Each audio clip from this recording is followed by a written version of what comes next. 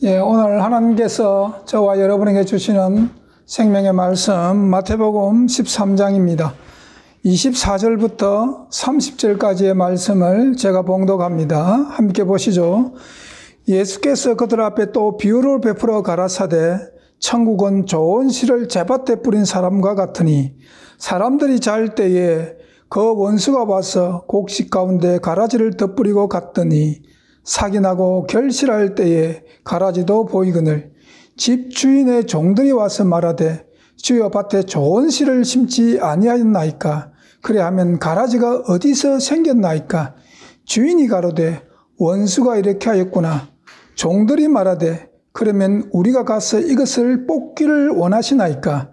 주인이 가로되 가만두어라. 가라지를 뽑다가 곡식까지 뽑을까 염려하노라. 둘 다 추수 때까지 함께 자라게 두어라. 추수 때에 내가 추수꾼들에게 말하기를 가라지를 먼저 거두어 불사르게 단으로 묶고 곡식은 모아 내 곡간에 넣어라 하리라. 아멘. 성도 여러분, 지금은 우리는 얼마 남지 않은 인류의 마지막 시대에 살고 있습니다. 이 시대의 특징 중에 하나가 두드러지게 알곡과 가라지가 가리는 시대라는 것을 여러분 분명히 기억해야 합니다. 인류 역사는 가르는 역사입니다. 우리가 아담이 하나님으로부터 창조될 때 하나님의 형상으로 창조되었습니다. 아담이 선악과 따먹기 전에는 그런 하나님의 형상을 간직한 채 창조되었기 때문에 하나님의 사랑의 본질이 무엇인지 알고 갖고 있었습니다. 그런데 사탄이 와서 아담에게 가라지를 심어요. 쉽게 말씀드리면.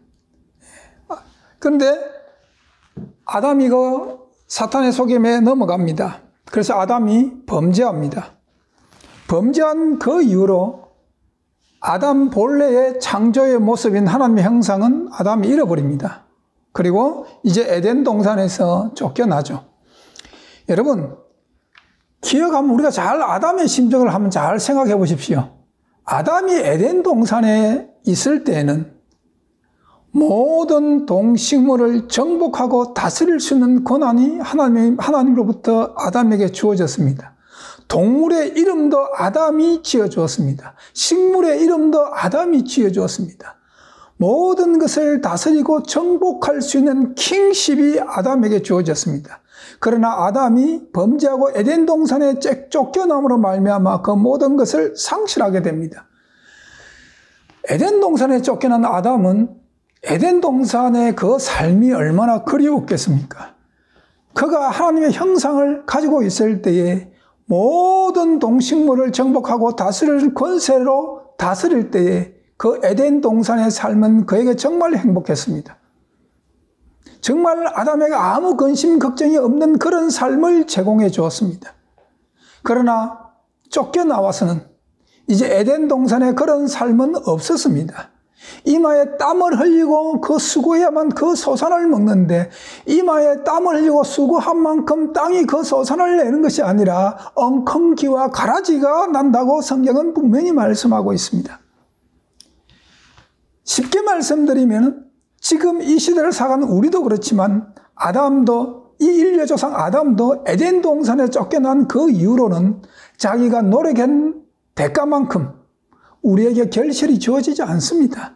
땀을 흘린 만큼 우리에게 그 결실이 주어지지 않습니다. 항상 우리 인생에는 엉겅퀴와 가라지가 우리 앞에 놓여 있는 것이 정상입니다. 그럼 하나님께서 왜 이 땅에 엉겅퀴와 가라지를 나게 했을까요? 그것은 아담을 통해 가지고 오늘날 치면 우리 인간을 통해 가지고 끊임없이 에덴 동산을 사모하게끔 하기 위해서 엉겅퀴와 가라지를 나게 한 겁니다.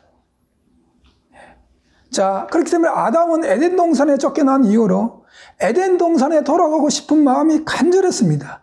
그렇기 때문에 하나님께서 어떻게 하면 인간을 구속해서 다시 에덴 동산으로 돌아갈 수 있게끔 하는가에 대한 것을 철저하게 깨달았습니다. 철저하게 그는 배웠습니다. 하나님이 그에게 가죽옷을 지어 입힐 때에 어린 양이 희생되는 그 희생을 통해 가지고 하나님의 구속의 역사를 아담은 배웠습니다. 자, 그런데 아담이 쫓겨난 이후로 이제 자식을 낳죠. 가인과 아벨을 낳습니다. 아담은 철저하게 자기가 에덴 동산 삶을 경험해 보았기 때문에 에덴 동산의 삶이 얼마나 행복한 것을 그의 자식들에게 분명히 가르쳤을 것입니다. 그런데 아벨은 그 하나님 말씀에 순종하는 믿음이 있었고 가인은 없었습니다. 그래서 가인은 하나님의 구속의 법칙을 아담이 분명히 하나님께서 인간을 구속해서 다시 에덴 동산으로 들여보내는 그 놀라운 구속의 사역을 가인에게도 가르쳤고 아벨에게도 분명히 가르쳤을 것입니다. 그렇지만 가인은 하나님의 구속의 법칙을 무시했습니다. 자기 방식대로 제사를 드렸습니다. 그래서 연락받지 못했죠.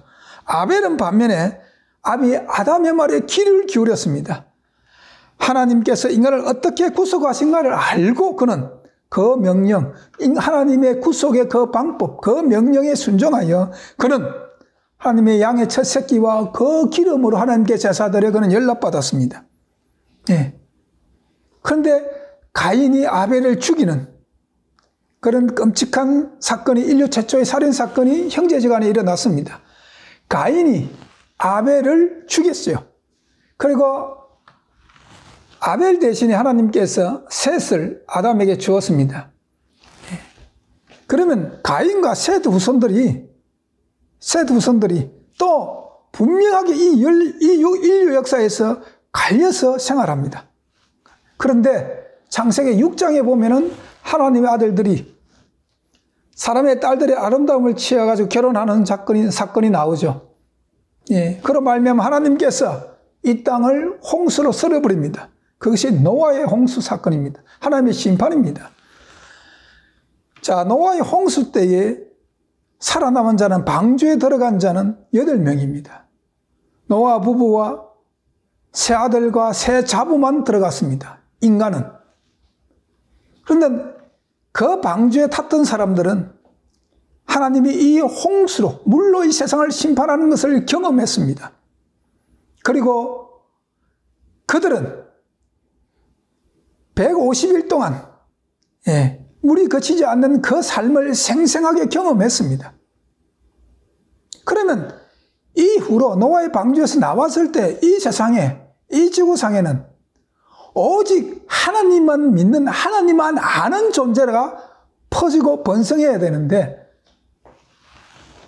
아쉽게도 함의 후손에서 니모롯이 나옵니다. 함이 구스를 낳고 구스가 또 니모롯을 낳았습니다. 그래서 니모롯이 하나님을 대적하여 창세기 11장에 바벨탑을 샀습니다. 자, 바벨탑을 샀는 이유는 창세기 11장 4절을 봅니다. 또 말하되 성과 대를 쌓아 대 꼭대기를 하늘에 닿게 하여 우리의 이름을 내고 온 지면의 흩어짐을 면하자 하였더니 니무롯이 바벨탑을 쌓는 이유는 자기의 이름을 내기 위해서 그렇습니다. 우리 이 장면에서 많이 본 것 같지 않습니까? 자, 이사야 14장 13절 14절 두 개절 말씀 봅니다. 내가 내 마음에 이르기를 내가 하늘에 올라 하나님의 뭇별 위에 나의 보좌를 높이리라. 내가 북극 지폐의 산 위에 자정하리라. 가장 높은 구름에 올라 지극히 높은 자와 비기리라. 니무롯이 하늘에 자기의 이름을 내고 싶은 마음은 마귀가 하나님과 비기어 자기의 이름을 우제내고 그 이름으로 경배받고 싶은 그 마음입니다. 그러니까 니무롯의 마음에 마귀가 니무롯의 마음에 자기의 속성을 심었던 거죠. 그리고 또 그러면 하나님 다 바벨탑에 흩어버렸죠. 그 이후로 이제 창세기 아브라함이 등장합니다. 아브라함을 하나님께서 하란에서 아브라함을 불러냅니다. 믿음의 조상으로 세우기 위해서. 그리고 아브라함의 후손들로 그 믿음을 이어가기를 하나님은 간절히 바랍니다. 그런데 그 뜻대로 되지 않습니다. 아브라함으로 믿음의 조상으로 세웠으면 그 후손들은 다 믿음이 장성하고 좋아야 되는데 아브라함에는 아들이 둘이 있습니다. 예. 아내에서 난 아들 이삭이 있고 또 몸종에서 난 하갈이 난 이스마엘이 있습니다. 물론 씨는 아브라함입니다. 배달은 형제죠. 그런데 이스마엘과 이삭이 다시 알곡과 가라지로 갈리옵니다. 그럼 또 이삭이 아브라함의 믿음을 이어받았지 않습니까? 그럼 이삭의 자식들은 또 할아버지 아브라함, 아비 이삭의 믿음을 이어 지속적으로 가야 되는데 이삭에게 상둥이 아들이 나옵니다. 에서와 야곱입니다. 얘는 배달의 형제가 아니라 한 어머니 리브가에서부터 출산합니다. 그런데 야곱과 에서가 갈립니다. 성경은 아담 이후로부터 이 인류의 역사의 족보는 계속 알곡과 가라지가 가려지는 역사를 반복하고 있습니다. 여러분, 이 가르는 역사는 지금도 현재 진행형입니다. 그런데 왜 알곡과 가라지가 가려질까요? 우리가 생각할 때 아브라함의 후손 이삭의 자손들, 또 에서와 야곱, 가려지지 않을 것 같은데, 다 알곡으로 성장할 것 같은데, 그 중에 분명히 가라지 에서가 있었고, 알곡 야곱이 있었다는 겁니다. 왜 가려집니까? 이 원수 마귀가 끊임없이 인간의 마음에 가라지를 뿌리고 있기 때문입니다.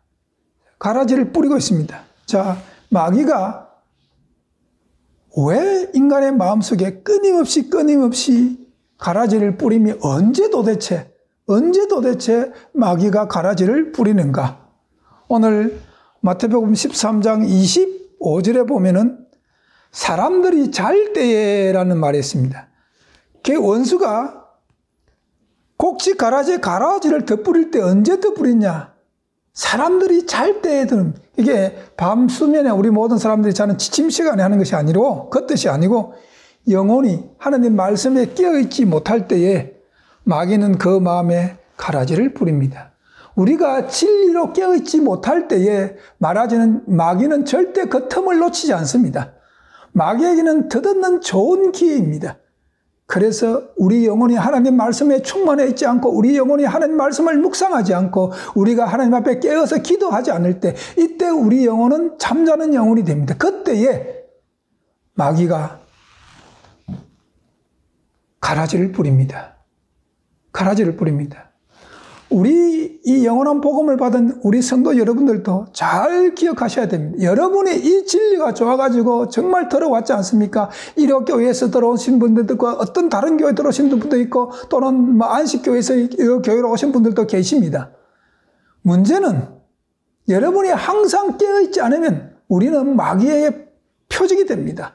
마귀에게 언제나 가라지를 뿌릴 수 있는 기회를 제공해 준다는 것입니다. 처음에 들어왔을 때 이 복음만 받을 때 뜨거운 마음, 그 신앙을 계속 간직하면서 이어가야 됩니다. 한순간이라도 우리 영혼밭에서 하나님의 말씀이 빠져나가는 순간 마귀는 바로 우리 마음밭에 가라지를 뿌립니다. 오늘 여기서 우리가 의문이 하나 생깁니다. 하나님은 왜 가라지를 뽑지 않고 내버려 두시는가? 예, 제가 마태복음 지난 시간에 마태복음 할 때마다 계속 강조하는 말 중에 하나가 마태복음의 수신처는 유대인이라고 이야기합니다.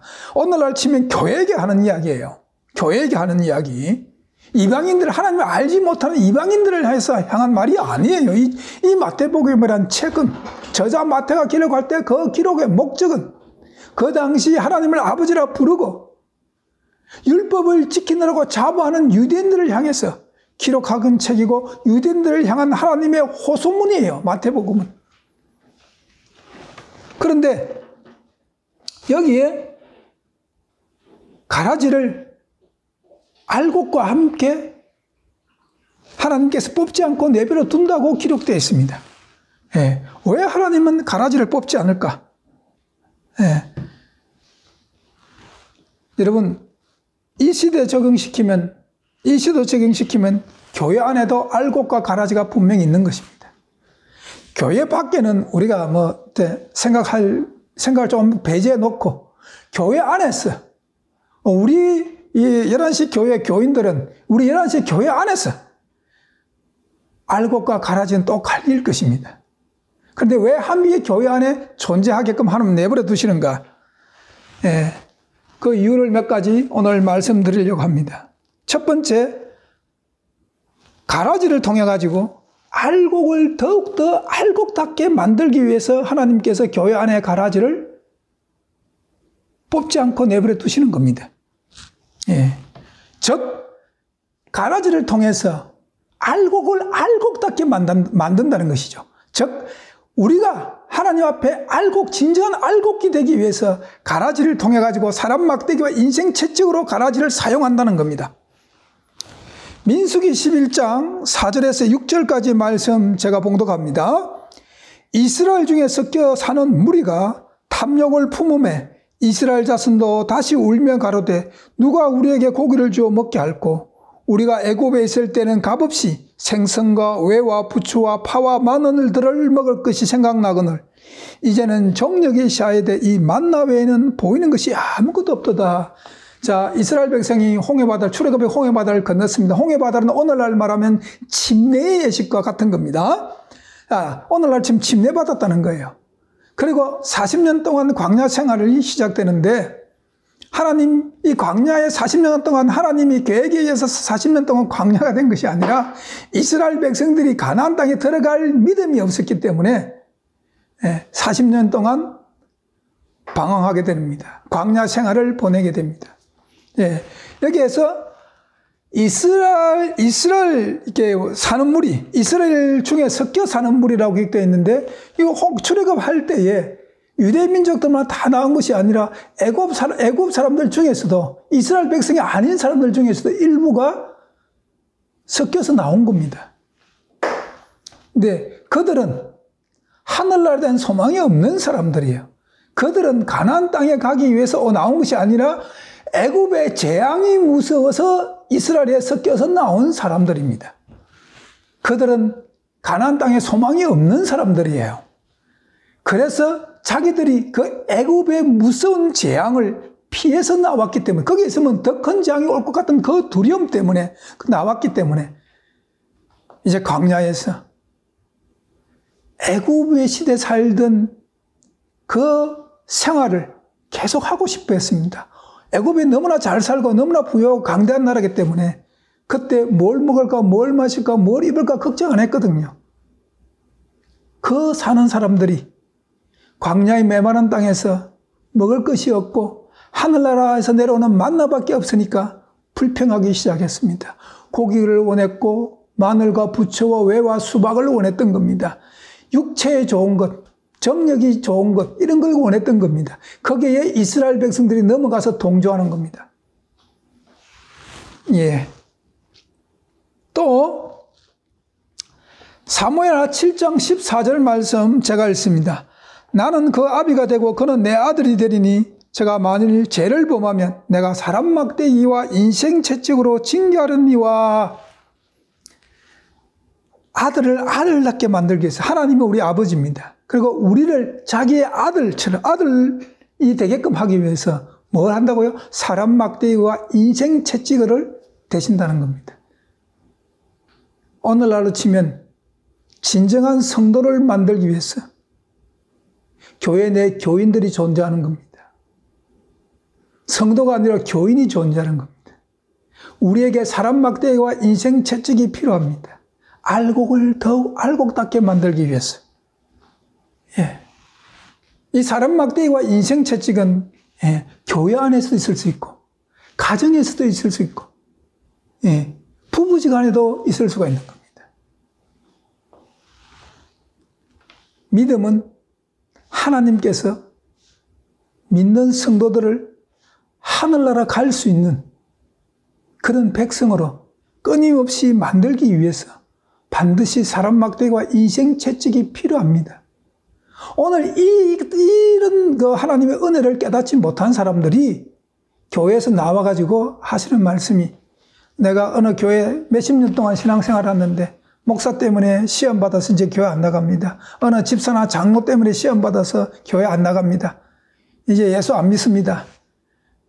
이런 분들을 종종 만나는데, 이런 분들이 바로 교회 내에 또는 내 주위에 사람 막대기와 인생 채찍으로 나를 나답게, 하나님 아들답게 만들기 위해서 하나님께서 은혜로 베풀어 놓으신 가라지를 볼 수 있는 눈이 없기 때문에 그들이 실족하고 마는 것입니다. 그래서 교회에는 반드시 알곡도 있지만 가라지도 있습니다. 왜요? 가라지를 통해서 알곡을 더욱 알곡답게 만드는 겁니다. 이 마지막 시대는 알곡과 죽죽이가 누가 보더라도 확연히 가려져야 합니다. 확연히. 그래서 가라지가 존재하는 겁니다. 또 여호수아 23장 12절 13절 말씀 제가 봉독합니다. 너희가 만일 퇴보하여 너희 중에 빠져남아 있는 이 민족들을 친근히 하여 더불어 혼인하며 피차 왕래하며 정령히 알라. 너희 하나님 여호와께서 이 민족들을 너희의 목전에서 다시는 내어 쫓지 아니하시리니 그들이 너희에게 올무가 되며 덫이 되며 너희 옆구리에 채찍이 되며 눈에 가시가 되어서 너희가 필경 너희 하나님께서 너희에게 주신 이 아름다운 땅에서 멸절하리라. 여호수아 24장, 23장이 이 부분은 여호수아가 죽기 전에 이제 유언과 비슷한 장이거든요. 예, 이게 왜 그 가나안 땅에 다 쫓아내지 않고 그 가나안 땅 일부 사람들을 이스라엘 백성들과 함께 거하게 했는가? 그들이 올무가 되고 눈에 가시가 되고 옆구리에 찌른 채찍이 되고 덫이 되어서 이스라엘 백성들에게 오직 하나님만 믿고 따르는 존재로 만들기 위해서는 이들이 필요합니다. 그러면 그 이스라엘 백성들 가라지는 퇴보할 것이고 알곡은 더 그 사람들로 말미암아 더욱더 알곡답게 되는 겁니다. 물론 소수겠지만. 예. 두 번째, 하나님께서 교회 내에 가라지를 남겨두신 이유는 우리 각자 자기의 신앙 상태를 알게 하기 위해서 가라지를 남겨두시는 겁니다. 내가 어떤 신앙관을 가지고 있는가, 하나님께서 우리에게 우리 스스로를 알게끔 하기 위해서 가라지를 남겨두시는 겁니다. 신명기 8장 2절 3절 말씀 제가 읽습니다. 내 하나님 여호와께서 이 40년 동안에 너로 광야의 길을 걷게 하신 것을 기억하라. 이는 너를 낮추시며 너를 시험하사 내 마음이 어떠한지 그 명령을 지키는지 알려 하려 하심이라. 또 사사기 3장 1절에서 4절까지 말씀입니다. 여호와께서 가나안 전쟁을 알지 못한 이스라엘을 시험하려 하시며 이스라엘 자손의 세대 중에 아직 전쟁을 알지 못하는 자에게 그것을 가르쳐 알게 하려 하사 남겨두신 열국은 블레셋 다섯 방백과 가나안 모든 사람과 바알 헤르몬 산에서부터 하맛 어기까지 레바논 산에 거하는 희 사람이라. 남겨두신 이 열국으로 이스라엘을 시험하사 여호와께서 모세로 그들의 열조에게 명하신 명령들을 청종하나 알고자 하였더라. 과연 하나님이 모를까요? 하나님이 몰라서 하나님께서 이스라엘 백성이 그 명령을 지키는지 안 지키는지, 하나님 말씀에 귀를 기울이고 청종하는지 안 하는지 하나님께서 과연 몰라서 이런 말씀을 기록해 놓았을까요? 그러면 안 됩니다. 하나님은 모든 것을 아시는 분입니다. 예. 자, 신명기 31장 16절 말씀 읽습니다.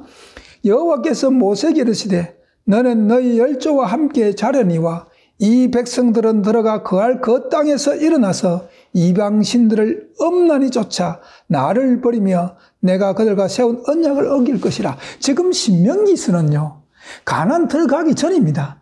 가나안 들어가기 전에 모세가 출애굽하면서부터 시내산으로부터 하나님의 계명과 율법 받은 모든 것들을 가나안 지금 요단강 건너가기 전에 이스라엘 백성들이 그 하나님의 율법을 잊지 않게끔 하기 위해서, 잊어버리지 말게끔 하기 위해서 다시 한번 리필, 반복해 주는 겁니다.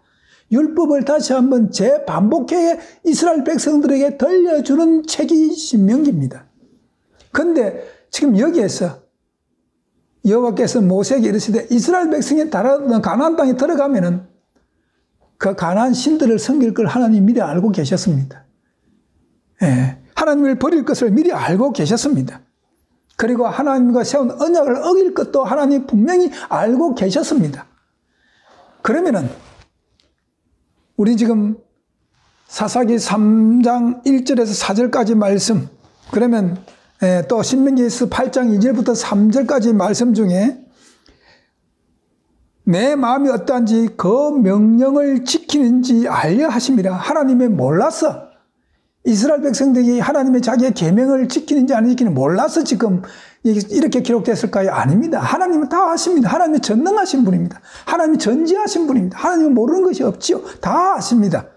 그럼 이걸 어떻게 해석해야 합니까? 모르는 것은 하나님이 아니라 이스라엘 백성이 모릅니다.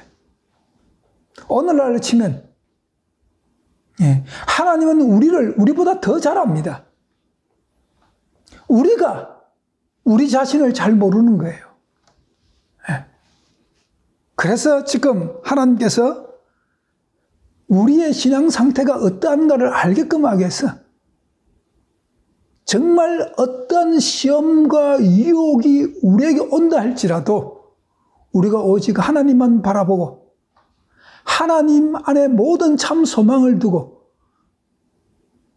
하늘나라에 대한 기쁜 소망 가운데 모든 시험과 모든 어려움을 극복하고 이겨내는 그런 믿음으로 사는 존재인가 아닌가를 우리 스스로 알게끔 하기 위해서 하나님께서 가라지를 통해서 우리 자신을 보게끔 하는 겁니다.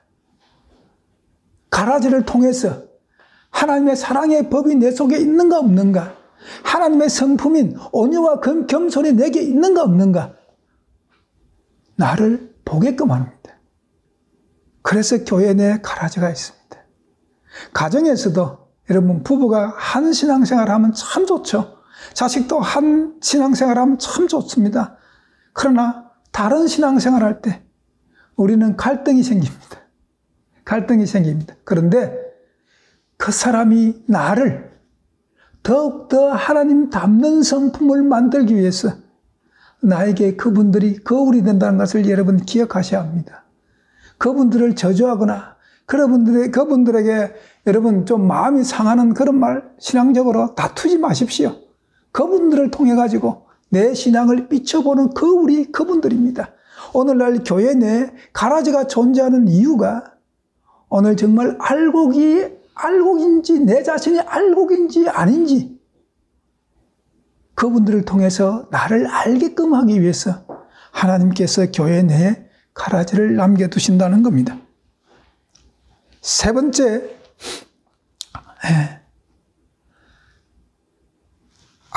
진정한 알곡과 가라지는요, 언제 확실히 구별되는가? 심판 때 확실히 구분되기 때문에 하나님이 오늘날 교회에서 알곡과 가라지를 함께 존재하게 합니다. 알곡과 가라지는 언제 구별되는가?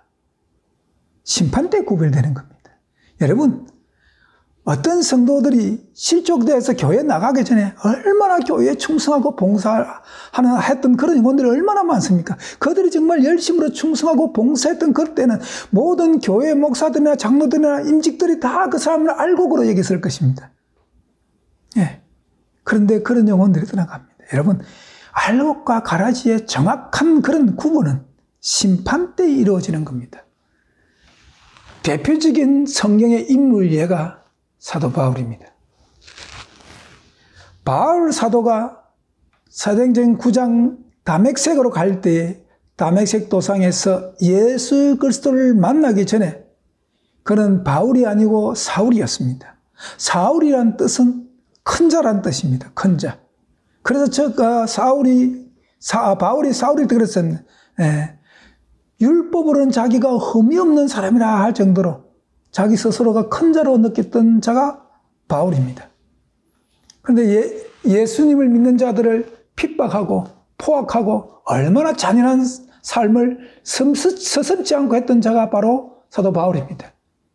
그가 사울일 때에 사도행전 7장에 스데반 집사가 장문의 설교를 하고 나서 사람들은 공회 앞에서 돌에 맞아 죽을 때에 그 죽음이 정당하다고 생각하고 돌을 던지는 사람들을 옷을 보관했던 사람, 그가 사울입니다.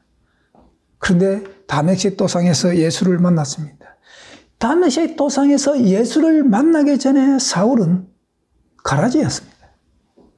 여러분, 예수님의 12 제자들도 예수님께 부르심을 받아서 제자가 되기 전에 그 당시 종교 지도자들인 바리새인과 사두개인이나 서기관들 랍비들의 눈에는 베드로나 요한이나 야고보나 마태나 이런 모든 사람들이요, 예수님이 12 제자가요 다 가라지였습니다. 그 사람들의 눈에 볼 때는. 그런데 그들은 알곡이었습니다. 알곡이었습니다. 여러분, 바울의 생애가 어떠했는지 빌립보서 3장 6절에서 9절 말씀 제가 읽습니다. 열심으로는 교회를 핍박하고 율법에 어로는 흠이 없는 자로다. 그러나 무엇이든지 내게 유익하던 것을 내가 그리스도를 위하여 다 해로 여길 뿐더러 또한 모든 것을 해로 여기면 내 주 그리스도로 예수를 아는 지식이 가장 고상함을 인함이라. 내가 그를 위하여 모든 것을 잃어버리고 배설물로 여기면 그리스도를 얻고 그 안에서 발견되려 함이니 라고 기록합니다. 여러분, 바울이 사울일 때와 바울일 때는 엄청난 차이가 있습니다. 예수님께서도 사도행전 9장 15절 16절 바울에 대해서 이렇게 말씀합니다. 주께서 가라사대 가라. 이게 아나니아, 다메섹에 있는 아나니아 선지자에게 하는 말씀이거든요. 그 아나니아 보고 가서 바울을 찾아가가지고 안수하라고 그랬는데 아나니아가 좀 싫어했습니다. 왜냐하면 바울이 소문이 너무나 흉악하고 교회를 잔해하고 핍박하고 교인들을 잡아서 감옥에 가두고 죽이는 일을 서슴지 아니한 자였기 때문에 아나니아는 그런 자를 왜 내가 가서 안수해야 됩니까? 내가 그 사람이 들은 소문이 너무나 잔인한데 내가 왜 가야 합니까? 아나니아가 조금 예수님께 사울에 대해서 좀 바울 되기 전에 사울에 대해서 들은 소문이 너무나 안 좋기 때문에 좀 가기 싫은 그런 내색을 했거든요. 그러니까 지금 사도행전 9장 15절 16절에 주님께서 말합니다. 가라사대 가라. 이 사람은 내 이름을 이방인과 임금들과 이스라엘 자손들 앞에 전하기 위하여 나의 택한 그릇이니라 라고 이렇게 말합니다. 바울이 예수님 만나기 전에 분명히 그는 가라지였습니다. 그는 분명 지금 예수를 만난 이후로는 그는 분명 알곡이었습니다. 예수를 만나기 전에 다메섹 도상에서 예수를 만나기 전에 분명 가라지였지만 그러나 그는 알곡으로 인생 삶을 마감하는 그런 위대한 사도입니다. 만약 바울이 사울일 때에 가라지인 줄 알고 뽑아버렸으면 이방 이 유럽을 복음하는 그 이방 선교를 도대체 누가 감당했을 것입니까? 여러분, 누가 알곡인지 가라지인지 그거는 심판하신 분이 심판대에 가르는 겁니다. 여러분들이 알곡과 가라지를 가를 자격은 우리에게 없습니다.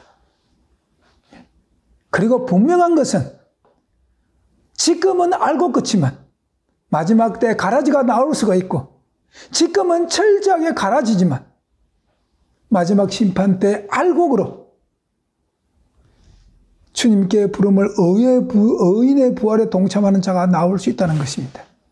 그렇기 때문에 우리는 교회 내에 지금 현재 가라지가 있다 할지라도 그분들을 정죄하거나 비판하지 마십시오. 그분들이 알고 계신지 여러분 어떻게 합니까? 우리는 모릅니다. 우리는 내일 일을 모르지만 하나님은 모든 걸 아시기 때문에 교회 내 알곡과 가라지가 함께 존재하는 것입니다. 예, 오늘 본문 29절 봅니다. 그래서 이렇게 29절의 말씀이 기록되어 있는 겁니다. 주인이 가로되 가만두어라. 가라지를 뽑다가 곡식까지 뽑을까 염려하느라. 사도 바울이 가라지일 때 누가 뽑아버렸으면 곡식 뽑은 거 되는 거죠. 곡식 뽑은 거 되는 거. 알곡 뽑은 거 됩니다. 알곡. 예. 사도 바울과 같은 그런 알곡이 어디 있습니까? 어디 있습니까? 그는 정말 예수 그리스도를 만나고 나서 그의 모든 인생을 예수 그리스도를 위해서 버린 사람입니다. 그래하고 철저히 자기를 낮추고 예수님 닮으려고 예수님을 표대로 삼고 내가 달려가노라 라고 고백할 정도로 예수님 닮기를 사모했습니다. 성도 여러분, 이란시교회 모든 성도 여러분, 아니 이 시대 모든 기독교 여러분, 기독교인 여러분, 여러분들에게 필요한 것이 바로 바울의 이 마음입니다. 예수를 향해서 예수를 표대로 삼고 끊임없이 달려가야 합니다. 안주하면 안 됩니다. 제발 여러분들이 이 복음을 받아들이고 여기에서 그냥 안주해버리고 그러면 교만해집니다. 안주하면 안 됩니다. 여러분 것으로 만들어서 여러분의 인격이 예수님의 향기가 나올 때까지 끊임없이 여러분들은 여러분의 믿음의 삶을 끌어올려야 합니다. 그러지 않으면 도태할 확률이 있습니다. 그러지 않으면 우리는 가라지로 전락할 기회가 있을지도 모릅니다. 여러분, 가라지는 천국 가지 못합니다.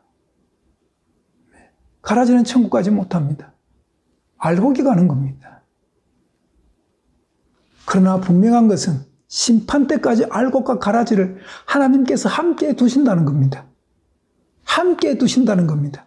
이것은 끝까지 믿음을 지키는 자가 되어야만 하늘나라 간다는 겁니다. 예. 그리고 하나님께서 교회의 알곡과 가라지를 함께 존재하게 하는 이유 네 번째는 온 우주 앞에 하나님의 심판이 정당하다는 것을 증명하기 위해서 알곡과 가라지를 교회에 함께 두시는 겁니다. 제가 심판받습니다. 제가 확실히 죄로서 온 우주 앞에 심판을 받게끔 하기 위해서 가라지를 남겨두는 겁니다. 자, 로마서 1장 28절 말씀 봅니다. 또한 저희가 마음에 하나님 두기를 싫어하며 하나님께서 저희를 그 상실한 마음대로 내어버려 두사 합당치 못한 일을 하게 하셨으니. 자, 마음에 하나님을 두기를 싫어하는 사람들, 하나님께서 그냥 그대로 자기 마음대로 살게 내버려 두신다는 겁니다.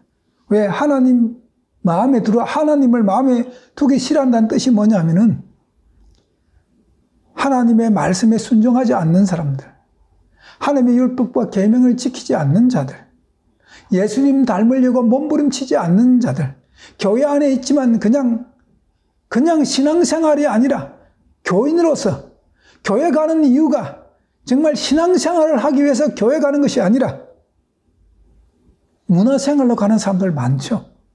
오늘날 미국의 이 인민사회에 많은 분들이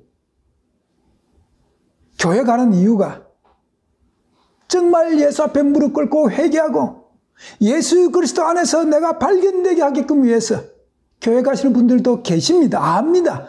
그러나 많은 분들이 교회 가서 친교의 목적으로, 사람 만나는 목적으로, 비즈니스 목적으로, 그냥 하나의 문화입니다.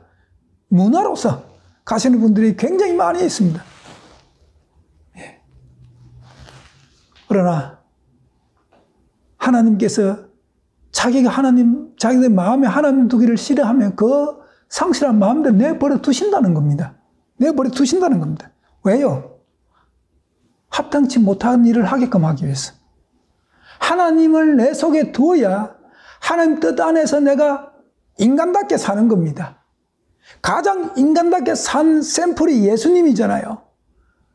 하나님의 마음을 내 마음에 두고 하나님의 율법과 계명을 내 마음판에 새길 때에 내가 예수 닮는 겁니다. 예수 닮는다는 것은 외모가 닮는 것이 아니라 그분의 인격을 닮는 것입니다. 이사야 53장에 보면은 그분의 외모는 흠모할 것이 없다 이렇게 기록되어 있습니다. 우리가 닮아야 하는 것은 그분의 성품입니다. 그분의 인격, 그분의 캐릭터입니다. 예. 그래서 하나님께서는 제가 이 땅에 제 모습을 확연히 드러내가지고 마지막 심판 때 제 자체가 심판받게끔 하고 그리고 온 우주 앞에 하나님의 율법, 하나님의 사랑의 법이 정당한 법이요, 완전한 법이요. 그것이 모든 피조물로부터 인정받게끔 하기 위해서 제가 제 본 모습 그대로 드러나게끔 하기 위해서 가라지를 두는 겁니다. 하나님의 심판은 공의로운 심판입니다. 하나님의 심판은 세상 어떤 심판과 비교할 수 없는 가장 정직한 심판이요, 가장 공의로운 심판이 되어야 합니다. 모든 피조물이 그 심판이 납득이 되어야 합니다. 그러기 위해서 가라지는 가라지로 자라게 내버려 두는 겁니다. 예. 가라지는 가라지로 자라게 내버려 두는 겁니다. 그래서 알곡과 가라지가 오늘 교회 내에 함께 존재하는 이유인 것입니다. 여러분, 오늘 우리는 이 알곡과 가라지가 언제 뿌려지는가를 여러분 기억하셔야 합니다. 사람들이 잘 때 마귀가 뿌린다는 겁니다. 사람들이 잘 때에 우리가 이 영원한 복음으로 깨어있지 않을 때 우리는 원수가 와가지고 우리 심령방에 가라지를 뿌릴 수 있는 기회를 제공해 주신다는 것과 또 그 가라지를 통해서 나의 신앙 상태를 여러분 점검하십시오. 점검하셔야 됩니다. 내가 정말 알곡으로 가고 있는가? 네, 그분들이 우리에게 거울이 되는 겁니다. 여러분, 다윗 왕은 이스라엘의 위대한 왕입니다. 하나님께서 다윗에게 말하고 내 마음에 합한 자라라고 이야기할 만큼 위대한 왕이었습니다. 그런데 다윗을 다윗답게 만드는 사람이 있는데 그가 누구냐? 사울 왕입니다. 이스라엘 초대왕 사울 왕을 보면서 다윗을 씁니다. 저렇게 하면은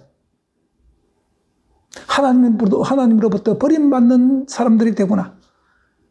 그것을 깨달았을 것입니다. 여러분, 사울 왕도 한때는요, 성령 받아가 예언했습니다.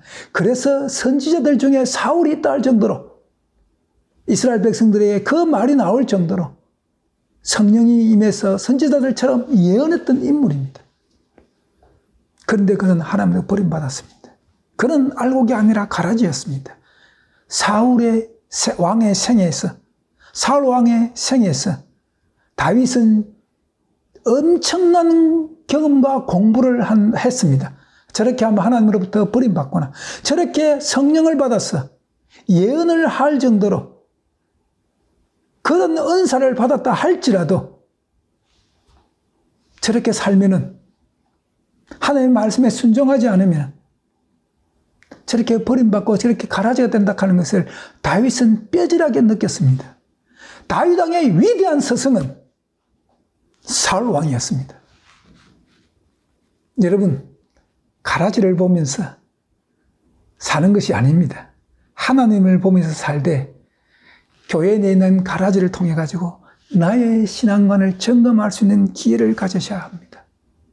그리고 하나님 앞에 여러분 바로 서기 바랍니다.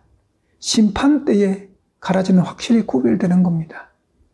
여러분이 미리 심판할 여러분들의 저에게는 심판의 권한이 없습니다. 오직 심판은 우리 주 예수 그리스도께 있는 것입니다. 그분이 재림할 때에 심판하실 것입니다. 알곡과 가라지는 심판 때까지 하나님께서 내버려 두십니다. 여러분들이 가라지라고 뽑지 마십시오. 뽑을 권한이 여러분들에게 주어져 있지 않습니다. 그리고 그가 진짜 가라지인지 알곡인지 여러분과 저는 모릅니다. 오직 그것을 아시는 분은 하나님이십니다. 그리고 가라지가 교회에 존재하는 이유는 하나님의 심판이 온 우주 앞에 공의로운 심판이라는 것을 증명하기 위해서 교회 내 가라지가 존재하는 것입니다. 여러분의 삶 속에서 오늘 본문 말씀을 깊이 생각하십시오. 천국은 하고 비유로 말씀하신 것입니다. 13장 전체는 천국에 대한 비유의 말씀이 쭉 기록되어 있는 것입니다. 천국은 누가 가는가? 알곡이 가는 겁니다. 기도하시겠습니다. 하나님 아버지 감사합니다. 우리는 때로 사람들을 보면서 시험에 듭니다. 그러나 그것은 우리가 하나님의 뜻을 올바로 깨닫지 못했기 때문에 시험에 드는 것입니다. 하나님께서 오늘 이 시대에, 이 마지막 시대에 교회를 통해서 하나님의 복음의 사역을 진행하고 있지만 그 교회 내에서도 알곡과 가라지가 있다는 것을 우리 성도들이 알고 깨닫게 하여 주시고 정말 주님 앞에 내가 올바로 선 알곡인가를 매일매일 점검하면서 신앙생활하고 하루하루 삶을 살기를 간절히 소망합니다. 그런 믿음이 더욱더 나를 알곡으로 만들어줄 것을 믿으며 예수님 이름으로 기도합니다. 아멘.